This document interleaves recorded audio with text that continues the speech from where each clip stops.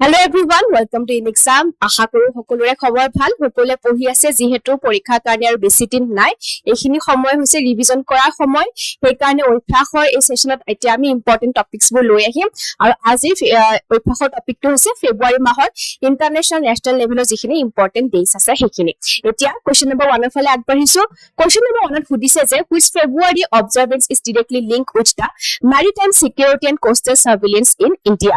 National Science Day, Indian Coast Guard Day, Wetlands Day and the Deworming Day. Of course, yetu coast বুলি সুধিছে তেনেহলে কি হ'ব এটো Indian Coast Guard Day. এটো Indian Coast Guard Day কেতিয়া পালন কৰা যায় হেয়া হৈছে কি ফেব্ৰুৱাৰী মাহৰ 1 তাৰিখে। ফেব্ৰুৱাৰী মাহৰ 1 তাৰিখে পালন কৰা যায়। আৰু Indian Coast Guard যদি প্ৰাইমেৰী আমি চাবলৈ যাওঁ তেওঁলোকৰ কাম কি হয় হেয়া হৈছে মেৰিটাইম সিকিউৰিটি প্ৰভাইড কৰা আৰু কোষ্টেল সাৰ্ভেইলেন্স দিয়া।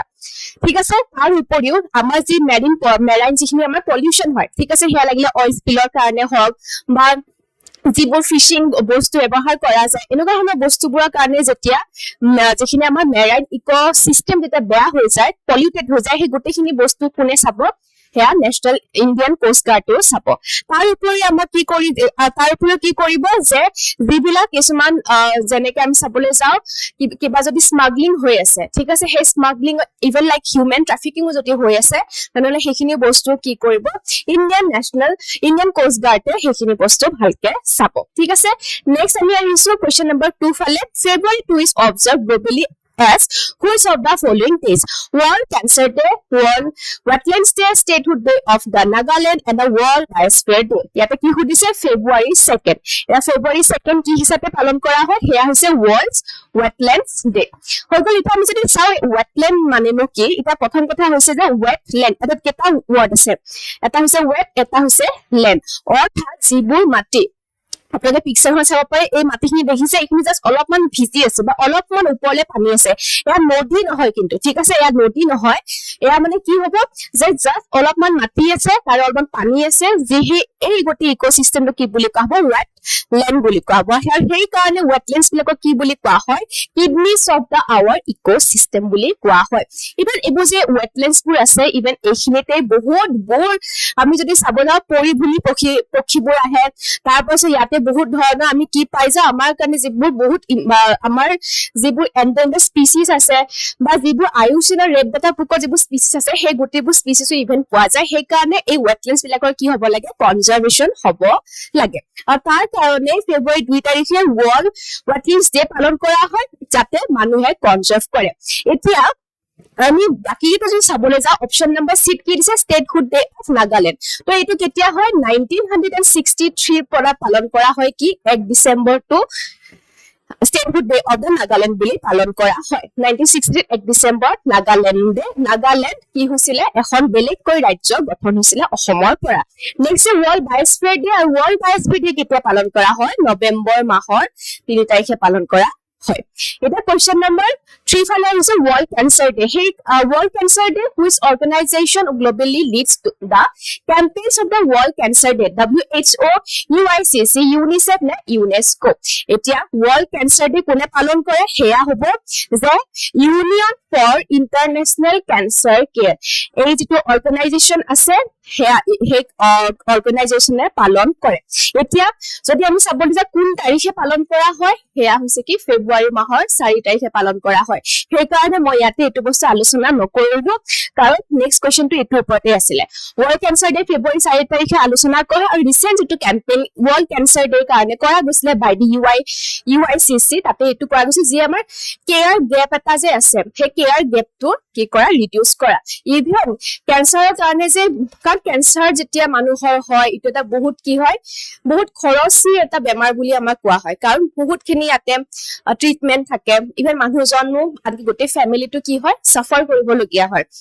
আৰু এনেকুৱা ক্ষেত্ৰত কি হয় যিবোৰ মানুহ আৰ্থিকভাৱে স্বাৱলম্বী হয় বা অকন সবল হয় তেওঁলোকৰ কাৰণে সুবিধা হৈ যায় কিন্তু দুখীয়া মানুহৰ কাৰণে সুবিধা নহয়। তো এই যে এটা গেপ আহি যায় আৰ্থিকভাৱে হক বা কেয়াৰ গেপ যে আহি যায় সেই কেয়াৰ গেপটো কি কৰা ৰিডিউস কৰা। এটা কোৱেশ্চন নম্বৰ নেক্সট ফালে আহিছো 5 আই থিংক 5 বা 4 কিবা এটা হ'ব। National deworming day mainly targets which age group elderly citizens children and the adolescents industrial workers and a pregnant woman only. এতিয়া deworming day ঠিক আছে deworming day কাৰ কাৰণে কাক টাৰ্গেট কৰিলে সেয়া হৈছে কি চিলড্ৰেনছ এণ্ড দ্য এডলচেন্টছ এটা ডিৱাৰ্মিং ডে কি হয় যেতিয়া আমাৰ যি আমাৰ সৰু ল'ৰা ছোৱালীসকল আছে ঠিক আছে যেতিয়া আমি ক'ব যদি যাওঁ তেনেহ'লে 18 বছৰ যিসকল ল'ৰা ছোৱালী আছে সেই 18 বছৰ সকল ল'ৰা ছোৱালীসকলৰ কি হয় প্ৰায়ে তেওঁলোকৰ পেটত কিছুমান ইনফেকশ্যন হোৱা দেখা যায় ঠিক আছে কিছুমান ৱৰ্ম আহা দেখা যায় সেই ৱৰ্মছ বিলাকৰ কাৰণে যেতিয়া তেওঁলোকৰ পেটত সেই বস্তুটো ৱৰ্ম জমা হয় তাৰ কাৰণে তেওঁলোকৰ গ্ৰোথ নহয় কিয় নহয় কাৰণ যি খাদ্য খায় যি প্ৰটিন যি কাৰ্বহাইড্ৰেট গ্ৰহণ কৰে সেই গোটেইখিনি বস্তু কি হৈ যায় যে পেটত থকা সেই ৱৰ্মছ বিলাকে কনজিউম কৰে তাৰ কাৰণে কি নহয় এটা বাচ্চাৰ ভালকৈ কি নহয় বিকাশ নহয় ভালকৈ বৃদ্ধি নহয় আৰু এইটোৰ কাৰণে আমি দেখিবলৈ পাওঁ যে আমাৰ ইণ্ডিয়াত কিয় ইমান আমাৰ কি কয় বাচ্চাৰ গ্ৰোথটো কিয় ইমান কম ঠিক আছে আৰু সেই বস্তুটোকে টাৰ্গেট কৰি নেশ্যনেল ডিৱাৰ্মিং ডে অনা গৈছিলে আৰু ইয়াৰ দ্বাৰা কি কৰা গৈছিলে যে ফেব্ৰুৱাৰী 10 তাৰিখৰ পৰা ফেব্ৰুৱাৰী 10 তাৰিখে ডিৱাৰ্মিং ডে পালন কৰা হয় ইয়াৰ দ্বাৰা কিছুমান ঔষধ বিনামূলীয়াকৈ চৰকাৰৰ দ্বাৰা স্কুলে দিয়া যোৱা দেখা গৈছিলে ঠিক আছে next question remembering the Sarojini নাইডুৰ ওপৰত এটা অহা question Sarojini Naidu is remembered in Indian history mainly as a scientist, a social reformer, and a poet, and a military leader. Aru yar option and a jurist. Aru শুদ্ধ উত্তৰটো কি হ'ব? A social reformer and a poet. এতিয়া যদি আমি চাবলৈ যাওঁ সৰোজিনী নাইডুৰ বিষয়ে কি কি ফেক্টছ আমি জানো হৈ গ'ল প্ৰথম ফেক্টছটো হ'ব কি যে তেওঁৰ যি এই জন্মৰ তাৰিখ ফেব্ৰুৱাৰী 13 এই ফেব্ৰুৱাৰী 13 তাৰিখৰ কাৰণে ইণ্ডিয়াত কি পালন কৰা হয় সেয়া হৈছে নেশ্যনেল ওমেন ডে হিচাপে পালন কৰা হয় আৰু ইণ্টাৰনেশ্যনেল ওমেন ডে কেতিয়া পালন কৰা হয় ইণ্টাৰনেশ্যনেল ওমেন ডে সেয়া হৈছে 8 মাৰ্চত পালন কৰা হয় এটা ফেক্ট আমি গম পালো সেকেন্ডটো হৈছে যে সৰোজিনী নাইডু কি বুলি কোৱা হয় নাইটিংগেল অফ ইণ্ডিয়া বুলি কোৱা হয় আৰু তেওঁৰ যদি আমি চাবলৈ যাওঁ পয়েটছ বিলাকৰ কথা কওঁ এটা আছিলে ন এটা পয়েমৰ কথা যদি আমি চাবলৈ যাওঁ এটা কি হৈ যায় যে in the Bazar of Hyderabad বহুত এটা ফেমাছ পয়েম হয় সেইটো কি হৈছে in the Bazar of Hyderabad ঠিক আছে নেক্সট আৰু সৰোজিনী নাইডু আমাৰ গোটেই ইণ্ডিয়ান যি ইণ্ডিপেণ্ডেন্স ষ্ট্ৰাগল আছিলে সেই তাতে কেনেকৈ তেওঁ দিছিলে তেওঁ নিজে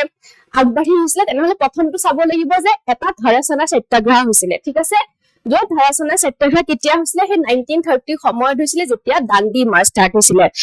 নেক্সট আমি যদি চাবলৈ যাওঁ সৰোজিনী নাইডু কি আছিলে যে সেই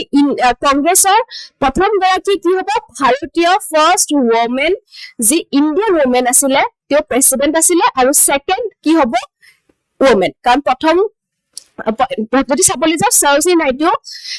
ইণ্ডিয়ান কংগ্ৰেছৰ প্ৰেচিডেণ্ট আছিলে as a first Indian women আৰু ছেকেণ্ড ওমেন হিচাপে আছিলে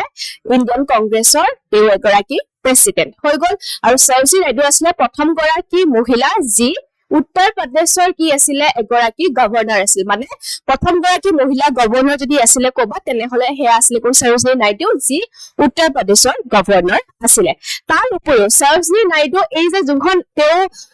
প্ৰেচিডেণ্টশ্বিপ কৰিছিল সেইটো কেতিয়া আছিলে 1925ত আছিল আৰু 1924ত কোনে প্ৰেচিডেণ্ট আছিলে তেতিয়া সেইখিনি সময়ত নেশ্যনেল কংগ্ৰেছৰ সেয়া আছিলে কোন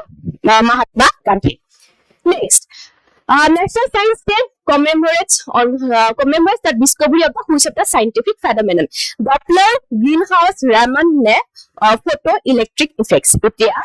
এই National Science Day পালন কৰা যায় সেয়া পালন কৰা যায় কোন তাৰিখে সেয়া হৈছে ফেব্ৰুৱাৰী মাহৰ 28 তাৰিখে পালন কৰা যায় এই ফেব্ৰুৱাৰী মাহৰ 28 তাৰিখটো কিয় ইম্পৰ্টেণ্ট কাৰণ ফেব্ৰুৱাৰী মাহৰ 28 তাৰিখৰ 1928 ফেব্ৰুৱাৰী মাহৰ 28 তাৰিখে চি.ভি. ৰমনে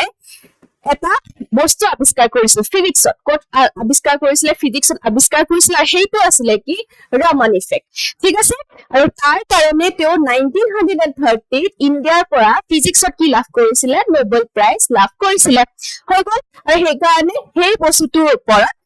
ৰামন ইফেক্ট সেই বস্তুটোৰ ওপৰত নেশ্যনেল চায়েন্স ডে পতা হয় এতিয়া ৰামন ইফেক্টনো কি যদি আমি একদম সৰল ভাষাত যদি বুজিবলৈ যাওঁ যে চি.ভি. ৰমনে যেতিয়া জাহাজত গৈ আছিলে তেতিয়া মনত এটা কিউৰিঅচিটি আহিছিল যে এই যে সাগৰৰ পানী নীলা কিয় তাৰ আগতে সকলোৱে এইটো কৈছিল যে যিহেতু আকাশৰ ৰং নীলা সেইকাৰণে তাৰ ৰিফ্লেকশ্যনত সাগৰৰ ৰং নীলা হয় কিন্তু তাৰ